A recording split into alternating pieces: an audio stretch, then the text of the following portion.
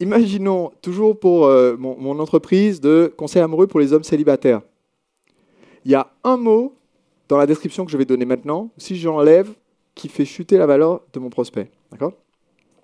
Considérons Mathieu, d'accord, qui est un de mes avatars. Mathieu a environ 25 ans, il a une formation supérieure, d'études supérieures, d'accord, c'est peut-être un ingénieur ou un ingénieur commercial, il travaille dans un bureau, il n'a jamais eu de copine pendant qu'il faisait ses études parce qu'il était trop occupé par les études, il a absolument envie de rencontrer quelqu'un. Mathieu est célibataire, il ne sait pas quoi faire pour sortir, il cherche des conseils sur Internet, tous ses potes sont maqués, donc il ne peut même pas sortir avec eux pour se motiver un peu, pour aller parler à la jolie fille qui est au bar. Et Mathieu a besoin d'aide, qui pense que c'est un bon prospect pour mon produit.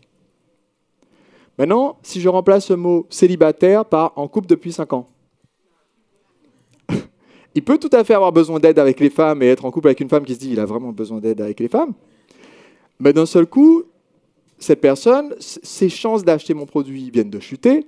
Et en plus, dans mon cas, parce que je ne voulais pas donner des conseils à des hommes mariés, je trouvais ça un peu bizarre, et bien dans mon cas, je ne lui vendrais même pas mon produit s'il l'achetait. Aujourd'hui, quand vous êtes en train de cibler vos prospects, il y a des gens qui correspondent à 99%, mais le 1% de différence fait qu'ils ne vont jamais acheter. Encore un autre point, il y a aussi une question de valeur. Là, je vous ai donné des questions un peu démographiques. Être en couple, être célibataire, venir d'un pays ou d'un autre, mais il peut y avoir des questions de valeur.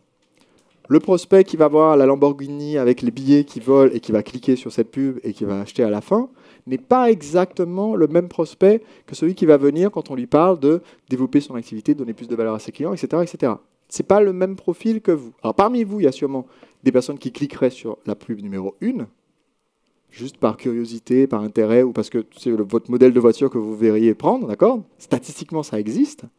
Mais il faut juste se rendre compte que dans la façon dont vous allez à l'entrée de votre canal, avec votre miniature de vidéo, comme disait David, ou avec votre titre de vidéo, vous devez faire attention à essayer de disqualifier votre anti-avatar. Et c'est très important, quand vous allez faire vos publicités, dans les principes que je vous donnerai pour la publicité payante, de disqualifier celui qui ne sera jamais un client. J'ai publié récemment un sondage sur ma liste pour les gens qui n'avaient pas acheté après plusieurs dizaines d'emails avec des liens pour acheter mon livre « Le chemin vers le sommet », en disant « Pourquoi est-ce que vous n'avez pas acheté mon livre ? Je vous propose de le recevoir gratuitement, de payer que si vous l'aimez, pourquoi est-ce que vous ne l'avez toujours pas acheté ?» Quelle est la réponse numéro 1 que j'ai reçue à ce sondage ? C'est trop cher. Oui, parce qu'ils ont vu qu'il y avait un bon de commande, donc ouais, non, c'est trop cher. J'ai même eu quelqu'un qui m'a dit « Écoute Sébastien, dans la vidéo, tu dis que même si on n'a pas de sous, on peut commander le livre, le recevoir, annuler tout de suite sa commande pour avoir quand même le livre et développer son entreprise et te payer que plus tard si on veut. Et j'ai hésité à le faire, mais du coup, comme je sais que j'aurai jamais les moyens de te payer quand même après, je préfère ne pas acheter. » Est-ce que cette personne est mon avatar de client idéal ? Non. Donc c'est important de faire attention à ne pas viser ce prospect-là. D'accord ? Je ne vais pas chercher à tout prix un partenaire qui a une liste de gens fauchés. Et ça existe. Il y a des gens qui se construisent des listes de gens fauchés. En disant, voilà, je vais faire un site, il y a un site en français qui s'appelle, je crois, radin.com. Et ce sont des astuces pour économiser de l'argent sur tout. Maintenant, imaginez, et c'est un très gros site, hein, il y a énormément de... Radin, j'imagine. Il y a énormément d'avatars pour ce site. Maintenant, imaginez que vous avez un site qui s'appelle radin.com qui a comme thème « Comment faire pour tout avoir gratuit sans rien payer » et que vous décidez enfin de sortir une formation. Eh bien, il va être relativement difficile de la vendre.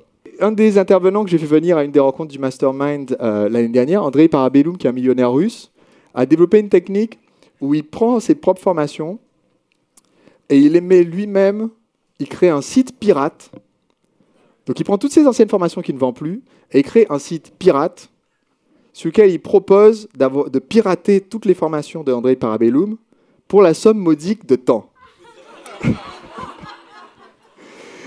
Et donc, il a une liste de gens qui sont très intéressés pour pirater les formations d'Andrei Parabellum et les acheter à pas cher. Alors évidemment, ces gens-là sont de très mauvais prospects pour derrière acheter ces autres formations haut de gamme, la dernière formation qui vient de sortir, ces groupes de coaching. Mais c'est juste sa façon de dire, il a créé c'est comme créer un business à part qui s'adresse spécifiquement à l'anti-avatar.